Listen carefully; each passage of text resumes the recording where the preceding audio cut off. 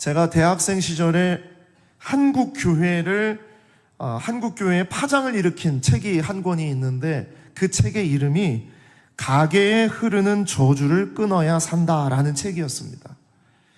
읽어보신 분도 계시겠습니다만 이 책은요, 교회에 다니고 있는데도 여러 가지 힘든 가정의 문제, 개인의 문제를 안고 있으며 하는 일마다 꼬이고 알 수 없는 질병 때문에 고통을 당하는 사람들에게 나온 책이에요. 그래서 이 책은 이러한 고통을 당하는 사람들에게 조상의 저주와 대물림을 끊고 빠져나오는 방법을 알려주는 책이다 그랬습니다. 어떻습니까? 상당히 읽고 싶죠. 당신을 조상의 저주에서 빠져나오게 해주는 책, 메릴린 히키의 가게에 흐르는 저주를 끊어야 산다. 예, 저도 읽어봤고 당시에 이 종교 부분에 있어서 이 책이요, 당시에 베스트셀러로 그렇게 올랐던 그런 책입니다. 많은 사람들은 그렇게 생각을 했습니다. 우리 집안에 우환이 왜 일어났지? 내가 왜 이렇게 고통스럽게 살고 있지? 우리 자식이 잘 안 되는 이유가 뭐지? 이건 모두 다 조상 대대로 내려오는 어떤 저주 때문이구나, 그렇게 생각을 했어요. 그러면서 우리 가정 안에 흐르는 저주를 끊어야 되겠다 하고 저주를 끊는 집회가 이곳저곳에서 많이 생겼었습니다. 나중에 이 책을 따르는 사람들의 그런 이야기가 이단이고 이것은 성경적이지 않다는 것이 판명이 되면서 그런 이슈는 일단락되었습니다만 이게 상당히 그럴듯하게 여전히 우리에게 매력적인 유혹을 주고 있다. 어떤 유혹이 있느냐? 이 책은요, 우리에게 이런 유혹을 줍니다. 진짜로 대를 이어서 악한 짓을 하는 사람들이 존재한다는 거예요. 주변을 보라는 거예요. 부모가 악한 짓을 하면 자식이 악한 짓을 꼭 하더라는 겁니다. 그러니까 저주는 이 조상의 저주로부터 쭉 뭔가가 있다라는 거예요. 실제로 부모에게 받은 상처가 학대가 폭력적인 행동이 자녀에게 그대로 나타나는 일들이 있죠. 제가 몇 년 전에 한 남자 청년을 이렇게 상담을 했어요. 이 청년은 이성교제 하는 가운데에 문제가 있었는데 뭔가 자기 마음대로 되지 않으면 폭언을 일삼는 행동을 하는 거예요. 교회 청년이었는데.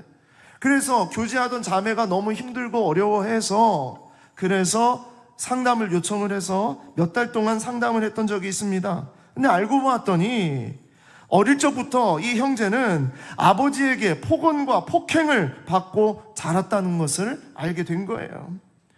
그 속에 응어리진 그 상처가 이제 어렸을 때는 표현이 안 됐어요. 약하니까. 그런데 어른이 되면서 다른 사람들에게 그렇게 표현이 되더라. 도둑질을 하는 사람에게는 도둑질하는 자식이 나오고, 거짓말하는 사람에게는 거짓말하는 자식이 나오고, 여성 편력을 하는 사람에게는 여성 편력을 하는 자식이 나오고, 그렇지 않느냐라는 거예요. 그러면서 가게에 흐르는 저주가 있기 때문이다. 그럴듯합니까? 제가 북이스라엘의 왕들의 모습을 보니까 그러더라고요. 아버지가 악한 왕이면 자식도 악한 왕, 그 자식도 악한 왕. 오늘 우리가 나눌 이야기도 그런 이야기거든요. 악하면 자식은 좀 선해질 수 없을까? 근데 이상하게 악한 왕이 나온다는 거예요. 그러니까 상당히 그럴듯한 그런 내용이죠. 또 저주는 상당히 종교적인 이야기로 풀어갈 수 있다라고 말하는 거죠. 여러분, 저주라는 단어는 보통 어디서 씁니까? 사실은 이것은 종교적인 단어에서 나왔습니다. 상대방에게 재앙이나 불행이 임하기를 비는 일을 바로 저주라 그래요. 그래서 저주는 그 말 자체가 종교적인 용어였어요. 그래서 이 저주라는 말은요, 신비적이고 영적인 어떤 그런 영역이 포함된 용어로 느껴집니다. 그래서 사람의 마음을 확 이렇게 끌고 가요. 사람은 누구나 종교성을 가지고 있어요. 그래서 종교적인 용어나 행동에 대해서 쉽게 흔들리고 반응을 합니다. 그래서 너 저주 끊어야 돼, 너의 집안에 흐르는 저주를 끊어야 돼 라고 하게 되면 진짜 우리 집안에 저주가 있구나, 이 저주를 끊어야 되는구나. 그렇게 생각을 해서 뭘 하냐면 종교적인 행위나 가시적인 어떤 뭔가를 자꾸 하려고 해요. 그게 바로 귀신을 모신다는, 귀신에게 가는 어떤 푸닥거리, 굿 같은 거를 한다든지, 아니면 조상의 신을 모시는 그런 제사를, 어떤 이런 거를 드려야만 된다라고 하면서 사람의 마음이 그렇게 움직여지더라. 그리고 또 이 책에서 말하고 있는, 또 우리에게 상당히 유혹을 주고 있는 것은 무엇이냐면, 저주는 사람이 충분히 이해할 수 있고 조종이 가능하다라고 이렇게 느끼게 만들어요. 우리가 할 수 있다, 우리가 끊어낼 수 있다, 우리가 이것을 어떻게 하면 된다라고 그렇게 말하기 때문에 상당히 매력적이죠. 저주는 이해가 가능하고 조정이 가능해진다는 거, 그거 자체가 사람에게 얼마나 위로가 되는지 몰라요. 우리 집에 어떤 어려운 일이 생겼어요. 그 원인이 뭔지 몰라요. 그런데 알고 봤더니 가게에 흐르는 저주였구나, 내 탓이 아니구나, 이것은 바로 어떤 조상의 문제였구나, 그 문제를 끊어내야 되는 거구나, 그렇게 생각을 할 수 있다는 겁니다.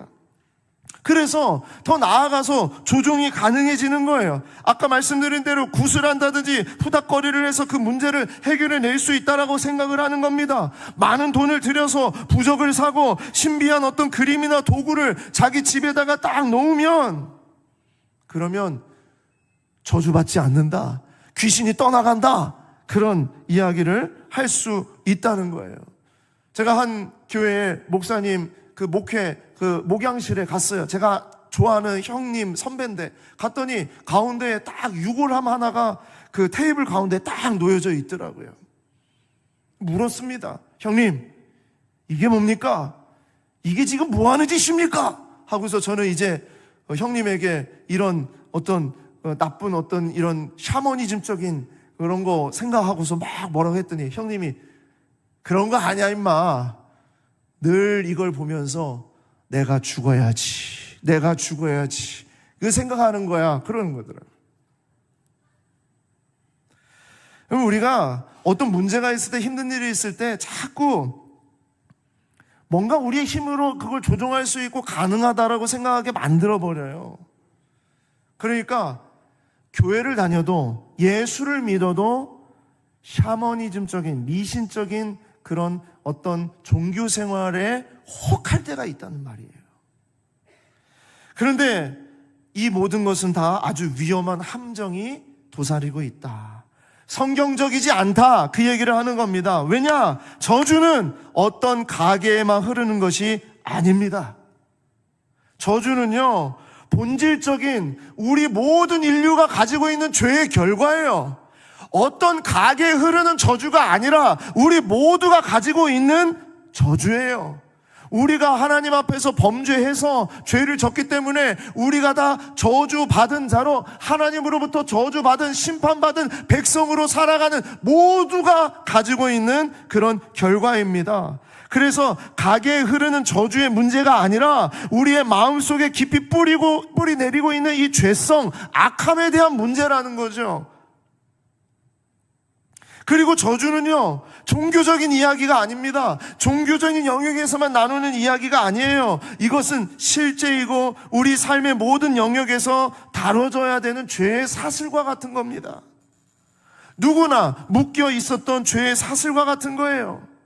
바로 우리의 범죄함으로 저주가 왔고, 이 저주로 우리는 죽음을 맞이하게 되는 것이잖아요.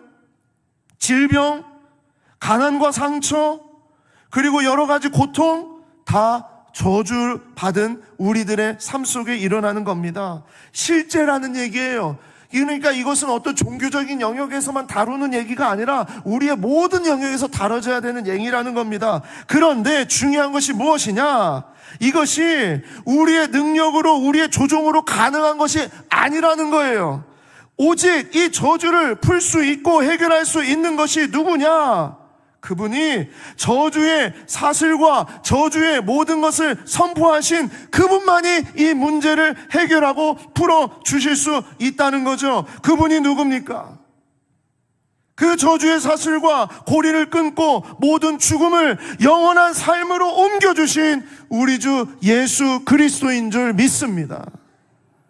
그러므로 우리 인간이 어떻게 해서 조정을 하는 것이 아니라 하나님이 하시는 일이며 하나님의 영역이고 하나님께서 우리 삶에 완전하게 해결해 주신 일인 줄 믿습니다. 로마서 3장 10절 12절입니다. 기록된 바 의인은 없나니 하나도 없으며 깨닫는 자도 없고 하나님을 찾는 자도 없고 다 치우쳐 함께 무익하게 되고 선을 행하는 자는 없나니 하나도 없도다. 어떤 누구도 스스로 뭔가 이렇게 할 수 없다는 거예요. 로마서 3장 23절 모든 사람이 죄를 범하였음에 하나님의 영광에 이르지 못하더니 그리스도 예수 안에 있는 속량으로 말미암아 하나님의 은혜로 값없이 의롭다 하심을 얻은 자 되었느니라. 아멘.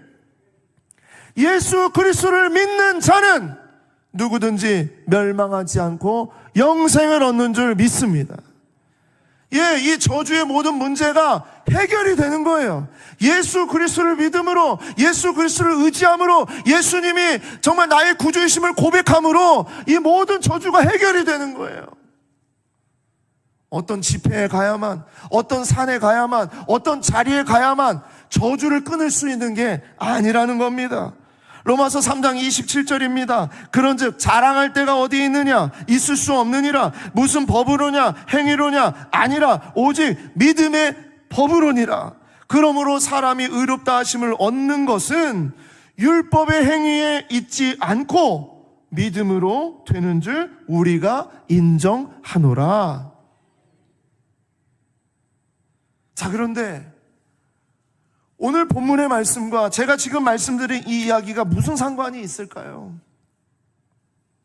우리는요, 최근 함께 묵상하고 있는 열왕기 하의 말씀 속에서 아합의 가문과 바알의 우상을 완전히 무너뜨린 이 사람 예후를 보면서 그의 가문에 반복적으로 자손 대대로 나타나는 동일한 어떤 현상, 그 이야기를 보게 됩니다.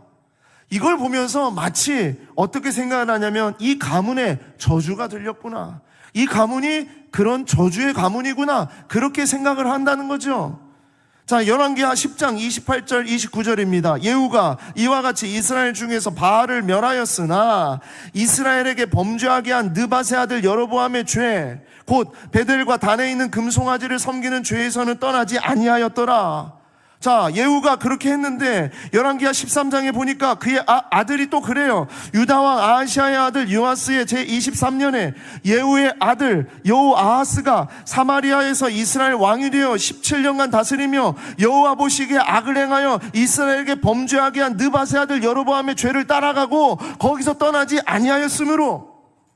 그런데 그 손주가 또 그래요. 열왕기하 13장 10절입니다. 유다의 왕 요아스 제37년에 여호아하스의 아들 요아스가 사마리아에서 이스라엘 왕이 되어 16년간 다스리며 여호와께서 보시기에 악을 행하여 이스라엘에게 범죄하게 한 느밧의 아들 여로보암의 모든 죄에서 떠나지 아니하고 그 가운데 행하였더라 그랬어요. 이 말씀을 보니까 봐라, 이 가문에는 여로보암의 여로보암의 저주가 지금 흘러가고 있지 않느냐, 그래서 이 저주를 끊어야 되는 거 아니냐, 그렇게 보이는 거죠. 상당히 그럴듯하잖아요. 여러분, 여기 여로보암이 누굽니까? 이것을 우리 풀어내기 위해서는 여로보암을 먼저 좀 나눠야 되는데, 여로보암을 아는 분들이 대부분 아시겠지만 잘 모르는 몇 분을 위해서 간단하게 설명을 드리면, 이 여로보암은요, 에브라임 사람 느밧의 아들로서 솔로몬의 휘하에서 신임받았던 아주 유능한 그런 공사 감독관이었어요. 일을 얼마나 충성스럽게 잘하고 최선을 다해서 잘했는지 솔로몬이 자기의 신하로 삼고 솔로몬이 하는 모든 공사의 감독관으로 그를 세웠습니다. 그런데 나중에 솔로몬이 타락을 합니다. 그러니까 하나님께서 이제 심판을 내리시는데 어떤 심판을 내리시냐? 이 하나의 이스라엘 나라를 북쪽 이스라엘과 남쪽 이스라엘로 나눠버리시는 거예요. 그래서 북쪽 이스라엘을 10개의 지파, 남쪽의 이스라엘을 2개의 지파 이렇게 따르게 하고 이 10개의 지파의 수장을 누구로 세우느냐? 바로 여로보암이라는 사람을 이 왕으로, 초대 왕으로, 북이스라엘의 첫 번째 왕으로 세웁니다. 자, 그러면 이 여로보암이 왕이 되어서 하나님께서 세우신 왕이라는 걸 알잖아요. 그러니까 하나님이 세우신 왕으로서 하나님의 뜻대로, 하나님의 말씀대로 그렇게 나아가야 되는데, 이 여로보암이 어떻게 하느냐? 이 여로보암은 완전히 북이스라엘을 타락한 나라로 만들어버립니다. 어떻게 만들어버리냐? 앞에서 우리가 읽었지만 단과 베델에 금송아지 우상을 만들어 두고 그곳에서 예배를 하게 하는 겁니다. 그래서 굳이 따로 저기 예루살렘, 남왕국에 있는, 남유다에 있는 예루살렘에 가서 예배하지 않아도, 제사를 드리지 않아도 북이스라엘의 단과 베델의 금송아지를 보면서 그 금송아지가 하나님이다라고 그렇게 믿고 그렇게 섬기게 했던 거예요. 그리고 정한 절기를 변경해서 마음대로 율법을 왜곡해서 완전히 바꿔놓고요. 그리고 레위인만이 제사장이 될 수 있는데 레위인이 아닌 일반 사람들을 제사장으로 종교 지도자로 삼아가지고 드리게 했고, 그리고 북이스라엘의 모든 땅에 고을마다 산당을 만들었습니다. 우상을 숭배하는 산당을 만들었어요. 그런 일이 있고 나서 100년 정도가 지나서 오늘 우리가 읽은 말씀 예후의 가문이 나오는 그 이야기가 나오는 거예요. 그러면 질문이 떠오르죠. 아니 100여 년 동안 왜 그들은 그 죄에서 떠나지 못했을까? 그들은 왜 이 여로보암의 죄에서 떠나지 못했을까? 가게에 흐르는 저주 때문이 아닌가? 여로보암으로부터 시작된 그 가게에 흐르는 저주가 있기 때문이 아닌가라고 생각하는 분들이 계실지 모릅니다만, 북이스라엘은 한 개의 가게로 이루어지지 않았습니다. 왕조가, 여러 왕조들이 이렇게 구테타를 일으키고 그러면서 새로운 왕조가 세워지고 또 이 왕이 죽고 죽임을 당하고 다른 왕조가 세워지고 그렇게 하면서 북이스라엘은 여러 왕조가 세워졌어요. 그러니까 가게에 흐르는 저주가 아니에요. 그리고 왜 거기서 벗어나지 못했을까? 이 100여 년이 지난 지금까지만 벗어나지 못한 게 아니라 앞으로 아수르에 의해서 북이스라엘이 멸망하는 또 100여 년 뒤에까지도 똑같이 여로보암의 죄로 떠나지 아니했다. 그렇게 합니다. 왜 그랬을까? 여러분, 이 사람들에게는 율법이 없었습니까?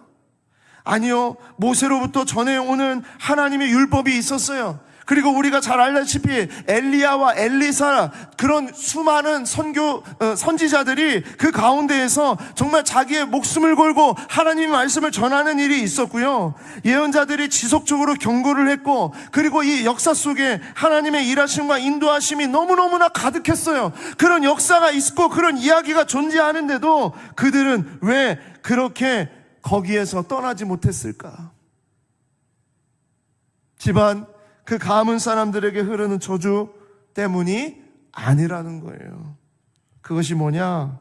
이것이 바로 우리가 기본적으로 갖고 있는 인간 본성의 문제, 바로 죄의 문제 때문입니다. 죄의 문제입니다. 오늘 우리가 나누고 싶은 이야기는 이것입니다. 성경은 우리에게 말하고 있어요. 여로보암의 죄가 북이스라엘의 왕 전체 19의 왕이 있었는데 그 모든 왕들에게 이 여로보암의 죄가 계속 이어졌던 것은 그들이 가게에 흐르는 저주 때문이 아니라 그들이 가지고 있는 기본적인 그 마음속에 있는 그 죄의 본성대로 그들이 살았기 때문이다. 그렇다면 우리가 열왕기하의 말씀을 통해서 북이스라엘의 왕들에게 흐르고 있었던, 그들이 가지고 있었던 이 죄의 본성, 정말 그들이 보이던 그 여로보암의 그 죄가, 그 뿌리 박혀져 있는 그 죄가 결국 우리에게도 깊숙한 곳에, 우리 마음속에 뿌리 박혀 있다, 뿌리 내리고 있다라는 것을 말하고 있는 것이다라는 거죠. 시대와 상황이 달라져도 여로보암의 죄는 여전히 우리 마음속에서 꿈틀거리고 있고 우리를 자극하고 있다는 것을 말하고 있는 거예요. 그 시대의 그 왕들, 그 북이스라엘 왕들에게만 있었던 이야기를 말하는 것이 아니라 이 여로보암의 죄는 지금 이 시대 우리들에게도 여전히 살아서 정말 우리를 자극하고 있는 그런 죄라는 것을 말하고 있는 것입니다. 여러분, 그 죄가 뭡니까? 여로보암의 그 죄가 뭘까요? 우리 마음속 깊숙한 곳에 뿌리 박혀져서 지금 정말 그 계속 우리를 쥐고 흔들고 있는 그 죄가 뭘까요? 첫 번째, 그것이 바로 우상 숭배입니다. 우상 숭배. 느밧의 아들 여로보암의 죄의 특징, 그것은 바로 우상 숭배라는 거예요. 그가 만든 우상, 그건 뭐냐면요, 보이는 것, 직접 경험하는 것, 실제로 만질 수 있는 것을 신으로 만들어 놓고 가시적인 신을 만들어 놓고 온 이스라엘이 그것을 섬기게 한 것이 바로 여로보암의 죄였어요. 금속이나 나무나 돌로 만든 그런 우상이 무슨 능력이 있습니까? 그런데 가시적이며 실체가 있는 존재로 만들어 놓아서 사람의 시선을 두게 하는 거예요. 거기에 사로잡게 하는 거예요. 여러분, 사람이 그렇게 끌려갑니다. 정말 그렇게 끌려가요. 일본에 선교 여행을 가고 단기 선교를 떠나게 되고 지난번에도 시코쿠를 다녀왔습니다만, 가서 보게 되었을 때 그 신사 또 그 절, 그 안에 있는 그런 어떤 상들, 수많은 신선들, 그런 것을 다 조각해 놓고 그것을 믿고 따르게 했던 그런 사람들. 그런데 사람들은 늘 그 앞에 가서 절을 하고 기도를 하고 한 번이라도 이렇게 만져보려고 하고.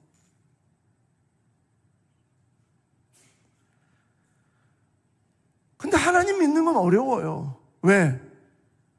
하나님은 보이지 않으시잖아요. 하나님을 어떤 형상으로 표현할 수가 없잖아요. 그리고 하나님의 말씀에 절대로 형상으로 표현하지 말라고 하셨잖아요. 그러니까 답답하고 속 터져요. 우리의 입장에서. 보이는 우상은 가서 만지고 그 앞에 막 절을 하고 이렇게 하면 뭔가 좀 될 것 같은데, 하나님은 그럴 수 없잖아요. 그러니까 답답해요. 속 터집니다. 우리의 시간과 계획대로 하나님은 그렇게 움직여지지 않으시는 분이에요. 그러니까 어떻게 하냐? 사람이 자꾸 인위적으로 하나님을 만들어요. 우리가 컨트롤할 수 있게 만들어요. 이렇게 되실 것이다, 이럴 것이다 라고 생각하고 그렇게 따르게 한다는 겁니다. 여로보암이 그랬다는 얘기예요. 열왕기상 12장 28절 30절입니다. 이에 계획하고 두 금송아지를 만들고 무리에게 말하기를 너희가 다시는 예루살렘에 올라갈 것이 없도다. 이스라엘아, 이는 너희를 애굽 땅에서 인도하여 올린 너희의 신들이라 하고 하나는 베델에 두고 하나는 단에 둔지라. 뭐라고 하면서 이스라엘아, 이는 너희를 애굽 땅에서 인도하여 올린 너희의 신들이라. 누구라고요? 하나님이라고요. 이걸 어디서 이 여로보암이 이렇게 가져왔을까요? 오래전에 이스라엘 백성들이 광야 가운데 있을 때 시내산에 올라갔던 모세가 내려오지 않으니까 이 백성들이 조급해졌어요. 그래서 우리를 애굽에서 인도한 하나님을 보여달라 그렇게 하니까 아론이 이거 이러다가 큰일 나거든요. 그래서 아론이 만든 것이 뭡니까? 금송아지입니다. 금송아지를 만들고 뭐라고 합니까? 출애굽기 32장 4절입니다. 아론이 그들의 손에서 금고리를 받아 부어서 조각칼로 새겨 송아지 형상을 만드니 그들이 말하되 이스라엘 이는 너희를 애굽 땅에서 인도하여 낸 너희의 신이로다. 똑같죠? 여로보암하고 똑같습니다. 여러분, 세월이 지나고 상황이 달라져도 이 본질적인 마음은 절대 변하지 않습니다. 지금은 안 그렇습니까? 아까 말했던 것처럼 어떤 가게에 흐르는 저주, 또 어떤 귀신, 또 어떤 우리가 뭔가 이거를 해결하기 위해서 이런 걸 해야 되고 저런 걸 해야 되고, 그런데 우리가 얼마나 우리의 마음들이 움직여집니까? 여러분, 지금 우리에게는 우상이 없습니까? 우리의 마음에 이렇게 보이는, 또 우리가 이렇게 가시적으로 붙잡을 수 있는, 그리고 우리가 정말 이렇게 말할 수 있는 우상들이 우리에게는 얼마나 많이 있습니까? 돈이 있잖아요. 황금이 있잖아요. 물질이 있잖아요. 또 자식들 비교하고요. 특히 자녀들이 우상이잖아요. 자녀들. 인기와 명예와 권력이 우상이잖아요. 편안함과 안정적인 삶이 우상이잖아요. 내 지식과 내 경험이 우상이잖아요. 나는 내가 경험한 것만 나는 믿어. 여러분, 그것처럼 우상이 어디 있습니까? 내 관심과 생각을 좌우하는 것이 다 우상이에요. 사사시대처럼요, 자기의 소견에 옳은 대로 행하는 게 다 우상이에요. 여러분, 여로보암의 죄는 우리 속에 깊숙하게 뿌리 박혀 있는 이 여로보암의 죄는 우상숭배입니다. 우상숭배. 이 모든 우상을 제거해가는 것, 날마다 우상을 제거해가는 것, 날마다 내 마음의 보좌에 주님을 앉히고 주님이 나를 다스리도록 내어드리는 그런 치열함, 그것이 우리가 우상을 없애는 길인데, 언제든지 우리를 뒤흔드는 우상들이 계속 세워지고 있다는 얘기입니다. 자, 그리고 또 여로보암의 죄, 우리 안에 뿌리 박힌 여로보암의 죄가 뭐가 있습니까? 성속의 구분입니다. 성속의 구분. 성속, 거룩한 것과 속된 것. 예. 종교적인 것과 종교적이 않은 것. 여러분, 우리 신앙생활을 그렇게 하고 있어요. 여로보암이 그렇게 했습니다. 여로보암이 종교적인 것과 종교적이지 않은 영역을 구분해서 그렇게 숭배하게 했던 것이 여로보암의 죄였어요. 가시적인 우상을 만들어 놓고 그것은 그것은 자신의 삶의 영역과는 달라요. 이것은 종교적인 영역이에요. 그리고 나는 이 종교적인 영역에 잠시 머물러 있다가 그리고 여기서 나와서 그리고 내가 원하는 내 마음대로의 삶은 따로 있어요. 그래서 하나님 앞에 구할 때, 하나님 앞에 나아갈 때 종교적인 영역에서는 하나님을 믿고 의지하지만 내 마음대로 하고자 하는 영역은 하나님 건들지 마세요. 여기는 정말 그냥 제 마음대로 하게 버려 두세요. 그럴 때가 얼마나 많습니까?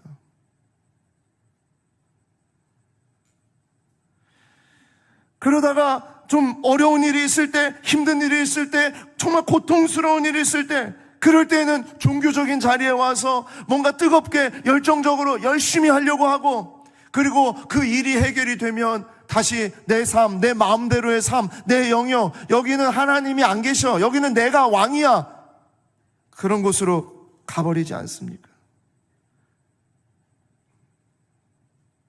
그래서 이런 마음을 이용해가지고요, 세상은요, 어떤 영역은 거룩한 하나님의 임재가 있는 곳이고 어떤 곳은 하나님이 몰라도 되시는 곳을 만들어 놓은 거예요. 여로보암이 그렇게 만들어 놨습니다. 그래서 제사를 드릴 때, 예배를 드릴 때, 뭔가를 이렇게 할 때, 종교적인 행위를 할 때는 되게 엄숙하고 거룩하고 뭔가 정말 그렇게 하고 그 일이 다 끝나면 지 마음대로 막 살아가는 거예요. 혹시 우리는 그러지 않습니까? 우리가 예배를 그렇게 드리지 않습니까? 일주일 나머지의 모든 삶을 다 마음껏 살아요. 그냥 세상이 원하는 대로, 그냥 내가 원하는 대로, 내 즐거운 대로 막 살다가 그래도 주일인데 교회는 가야 되지 않을까? 교회에 와서 한번 예배 드리는 것으로 이 나머지의 모든 것을 다 하나님이 축복해 주시기를 원하는 그런 마음으로 우리가 나오지 않습니까? 여러분, 하나님은 모든 곳에, 모든 자리에 동일하게 역사하시고 임재하시는 하나님이신 줄 믿습니다. 창세기 28장 16절입니다. 야곱이 잠이 깨어 이르되 여호와께서 과연 여기 계시거늘 내가 알지 못하였도다. 깨닫는 거예요. 하나님은 우리 아버지의 집, 어떤 특별한 거룩하게 보이는 그런 장소에만 계시는 줄 알았어요. 그런데 아니었다는 거예요. 이렇게 무너지고 아프고 정말 아무도 의지할 것이 없는 그런 자리에 지금 야곱이 있는데 그곳에 하나님이 함께 하셨다는 거예요. 그래서 그렇게 고백을 하는 겁니다. 여러분, 우리의 삶이요, 종교적인 영역과 종교적이지 않은 영역을 나눠서 살아가는 이것이 여로보암의 죄예요. 그거 버려야 돼요. 어느 곳이든 하나님의 임재와 하나님의 역사하심과 내가 하나님의 사람이라는 것을 자신 있게 선포하고 당당하게 살아가는 우리가 되기를 소망합니다. 얼마 전에 국회 청문회 보셨죠? 안창호 국가인권위원장 청문회장에서 그 청문회를 받는 모습을 보면서 저는 적지 않은 충격을 받았습니다. 저는 어느 당 어느 편을 이렇게 지지하고 말하는 사람이 아닙니다. 그런데 저는 그 청문회 자체가 너무도 저에게는 너무나도 큰 충격이었어요. 제가 지금까지 청문회를 보면서 청문회 가운데에서 하나님의 살아계심과 하나님의 말씀을 그렇게 그 앞에서, 국회의원들 앞에서 그렇게 당당하게 말하는 분을 처음 봤어요. 보통 그런 자리에 나가게 되면 종교적인 색채 지우고 자기의 신앙 지우고 세상의 자리이고 정치하는 사람들의 자리고 방송에 전 국민이 보는 자리니까 그런 거 다 어떻게 해서든지 안 부딪히려고 하지 않겠습니까? 그런데 그렇게 이 영역을 구별을 해요. 그런데 이 청문회는 이런 별명이 붙었어요. 국가인권위원장을 뽑는 자리인가? 목사를 뽑는 자리인가? 그렇죠? 보셨죠?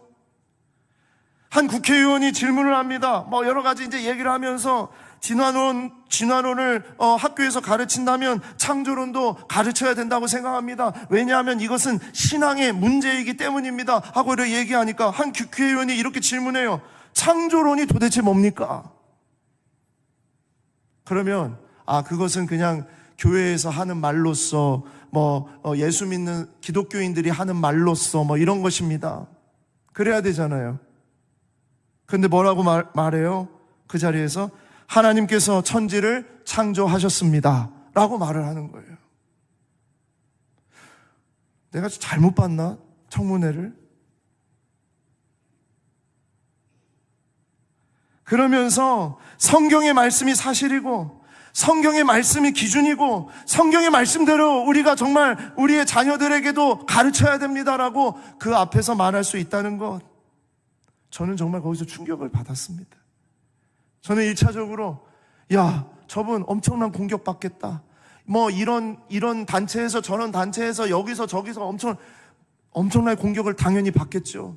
저는 그게 염려가 먼저가 됐어요. 그런데 그냥 그곳에서 자신의 신앙, 내가 믿는 하나님, 내가 알고 있는 성경의 말씀을 가지고 그렇게 말할 수 있다는 것, 저는 정말 너무나 충격을 받고 엄청난 도전을 받았습니다. 여러분, 우리가 서 있는 그곳이 어디든지 그곳에서 여러분 하나님의 살아계심과 하나님의 말씀이 진실이고 성경이 사실이라는 것을 정말 선포하고 살아갈 수 있는 우리들이 되기를 원합니다. 여로보암처럼 어떤 종교적인 영역을 만들어 놓고 그곳에서만 뭔가 신을 믿고 신을 의지하고 그리고 나머지는 자기 마음대로 하는 그런 것이 아니라는 거예요. 성과 속을 구별하지 아니하고 모든 자리가 거룩한 땅이다, 하나님이 함께 하시는 곳이다, 하나님이 다스리시는 곳이다, 그렇게 말할 수 있는 우리가 되기를 소망합니다. 마지막 세 번째로, 여로보암의 죄, 우리 속에 뿌리 박혀져 있는 죄가 뭘까? 그것은 사람의 이해와 사람이 다 조종할 수 있다라는 생각입니다. 사람이 다 이해가 돼야 되고 사람이 다 조종할 수 있다는 생각이에요. 여로보암의 죄의 가장 큰 문제가 무엇이냐? 하나님을 언제나 자기가 조종할 수 있다고 생각한 겁니다. 신을 자기가 만들어낼 수 있다고 생각한 거예요. 거짓 신들 어떻습니까? 우상들, 거짓 신들 돈이나 음식이나 재물로 달래잖아요. 또 그 신들은 또 뭘 요구합니까? 사람에게 거의 요구를 하지 않아요. 요구를 한다고 해도 인간 중심의 도덕적인 요구를 하지, 하나님의 성품으로, 하나님의 인격으로, 하나님이 원하시는 기준으로 우리가 그렇게 살아가도록 말하지 않아요. 우상은 그렇습니다. 거짓 신들은 그래요. 여러분, 세상의 종교가 어떤 무당이 어떤 곳에서 우리가 정말 하나님의 사랑, 진심 어린 헌신, 정말 하나님이 기뻐하시는 그 말씀대로 그렇게 살아가라고 말하는 데가 어디 있습니까?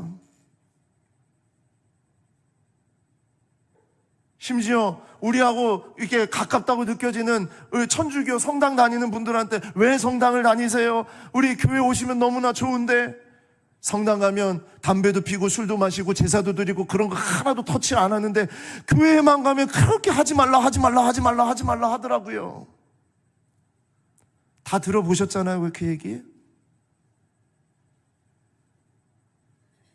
그러니까 세상에서는 또 이런 어떤 거짓 신들은 자꾸 편안하고, 너 원하는 거, 너 쾌활한, 너 유쾌한 거, 너 즐거운 거, 너의 쾌락, 그렇게 얘기하지만 우리의 죄를 다스려서, 우리의 본성을 다스려서, 우리의 거짓되고 추악한 마음을 다스려서 하나님을 자꾸 바라보게 만들고 하나님의 성품을 닮아가게 하는 그런 종교가 없다는 얘기예요. 그리고 오히려 세상은 음란과 쾌락, 권력과 성공을 계속 제공해 주는 것처럼 그렇게 얘기합니다. 그리고 최종적으로 가장 무서운 신, 우상 중에 최고의 우상, 신 중의 신, 바로 너 자신을 믿어라. 너 자신. 여러분, 우상의 가장 끝에는 누가 있냐면요, 자신이 있어요. 자신. 이게 가장 무서운 신입니다. 이런 마음으로 이스라엘의 왕들이 하나님 앞에 나아갔다가 멀어졌다가 나아갔다가 멀어졌다가 그랬던 거예요. 보십시오. 열왕기하 13장 4절에서 6절입니다. 아람 왕이 이스라엘을 학대함으로 여호아하스가 여호와께 간구하매 여호와께서 들으셨으니 이는 그들이 학대받음을 보셨습니다. 여호와께서 이에 구원자를 이스라엘에게 주심에 이스라엘 자손이 아람 사람의 손에서 벗어나 전과 같이 자기 장막에 거하였으나 그들이 이스라엘에게 범죄하게 한 여로보암의 집의 죄에서 떠나지 아니하고 그 안에서 따라 행하며 또 사마리아의 아세라 목상을 그냥 두었더라. 무슨 얘기입니까? 여러분, 우리가 이렇게 신앙생활 할 때가 있어요. 이건 하나님 앞에 내어놓지만 요건 건들지 말아주세요. 그렇죠? 내가 문제가 생겼어요. 긴박한 상황이 있어요. 그때는 하나님을 찾지만 삶의 변화와 치열한 싸움을 하라는 그 말씀에는 순종을 안 해요. 나의 신앙의 삶을, 나의 일상을 하나님의 말씀으로 다스려 가지 않으면서 위급할 때만 하나님을 찾으며 그것을 신앙의 전부라고 생각하는 사람들이 있다는 거예요. 그것이 바로 우리들 아닙니까? 여러분, 그때의 방법은 단 하나밖에 없습니다. 다시 날마다 주님처럼 말씀과 기도하는 것밖에 없어요. 여러분, 날마다 말씀과 기도가 뭐냐? 나를 죽이고 주님이 나를 다스리게 하는 유일한 방법이에요. 그래서 성경은 그것을 뭐라고 하느냐? 경건이라고 말합니다. 경건. 경건이란 뜻은 사전적 의미는 이렇습니다. 하나님께 예배하는 것처럼 살아가는 믿음의 삶을 말하는 거예요. 예배가 아니라는 거예요. 예배하는 것처럼 살아가는 삶이 경건이라는 거예요. 디모데전서 4장 5절 말씀입니다. 하나님의 말씀과 기도로 거룩하여짐이라. 우리의 거룩함은 종교적인 행위를 해서 되는 것이 아니라 날마다 하나님의 말씀과 기도 앞에 내 모든 것을 내려놓고 주님 앞에 맡겨드리고, 내가 다 이해할 수 없어도, 그리고 내가 하나님을 절대 조종할 수 없다는 걸 고백하면서 주님이 나를 다스리시고 주님의 때에 주님의 방법으로 나를 인도하시는 것을 믿고 의지하며 나아가는, 날마다 말씀과 기도로 나아가는 것이 거룩이에요. 디모데전서 4장 4장 7절 8절입니다. 망령되고 허탄한 신화를 버리고 경건에 이르도록 내 자신을 연단하라. 그랬잖아요. 이게 뭐예요? 날마다 하라는 얘기예요. 망령되고 허탄한 신화, 세상이 말하는 기준, 세상이 말하는 생각, 사상 이런 것 다 버리고 경건에 이르도록 말씀과 기도하는 삶으로 내 자신을 연단하라. 8절입니다. 육체의 연단은 약간의 유익이 있으나 경건은 범사에 유익하니 금생과 내생에 약속이 있느니라. 아멘. 우리가 하나님을 다 이해하고 하나님을 조종하는 것이 기독교가 아닙니다. 우리 기독교는 하나님께서 우리를 이끌어 가시고 우리를 이해하게 하시는 데까지 이해하며 우리가 다 알지 못하더라도 하나님의 때에 하나님의 방법으로 하나님께서 가장 아름다운 그 길을 열어주실 것을 믿음으로 나아가는 것이 기독교예요. 그래서 우리를 다스리도록 내어드리는 것이 우리의 믿음이고 우리의 신앙입니다. 그러려면 매일 말씀과 기도밖에 없습니다. 마지막으로 부탁드립니다. 탁월한 설교자, 탁월한 어떤 목회자, 탁월한 어떤 리더십, 탁월한 어떤 정말 영향력 있는 어떤 메시지 이런 것에 왔다 갔다 하지 마시고 성경을 날마다 읽고 기도하는 성도가 되시기 바랍니다. 그게 정말 하나님이 원하시는 삶이에요. 저도 제가 이 자리에서 정말 서서 하는 이것은 여러분들이 날마다 말씀 보고 하나님 앞에 무릎 꿇는 그 삶을 살라고 도와드리기 위해서 저는 서 있는 거예요. 그냥 어떤 메시지, 어떤 목사님, 어떤 말씀 너무 좋더라, 막 이거 하더라. 여러분, 진짜 하나님이 원하시는 건 말씀을 듣는 것에 끝나는 것이 아니라 그 말씀을 지켜 행하는 삶까지 나아가는 거잖아요. 성경을 읽고 기도하는 성도가 되시기 바랍니다.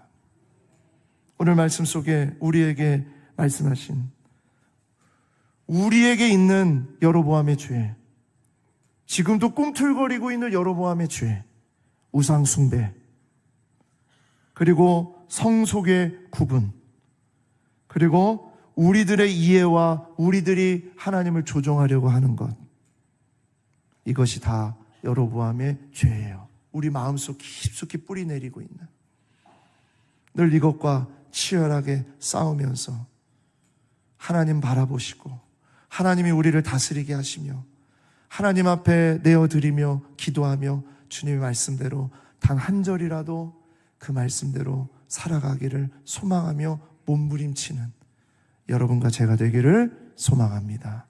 기도하겠습니다.